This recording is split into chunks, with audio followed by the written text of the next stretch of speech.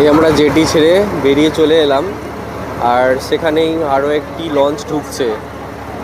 এই দেখো, এই লঞ্চটি ঠিক ব্রিজের নিচে দিয়ে আসছে। কত সুন্দর লাগছে দেখো, পুরো গঙ্গাটা দেখো এখান থেকে দেখা যাচ্ছে সুন্দরভাবে।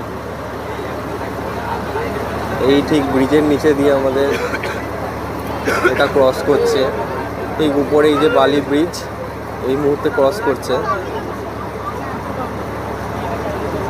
আর ওই দূরে দেখা যাচ্ছে দক্ষিণেশ্বর মন্দিরটি। আমরা এই বালি ব্রিজ ক্রস করে ঠিক তার নিচে দিয়ে যাচ্ছি এখন।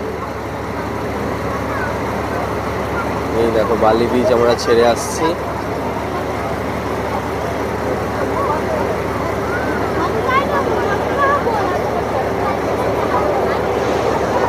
এক কথায় কিন্তু দারুণ লাগছে, অভিজ্ঞতাটা কিন্তু আরও একবার নতুন করে। আমি আগেও একবার গিয়েছিলাম, তো এবারে ভিড়টা একটু বেশি, কারণ কল্পতরু উৎসব চলছে, যার জন্য মানুষের ভিড়টা একটু বেশি।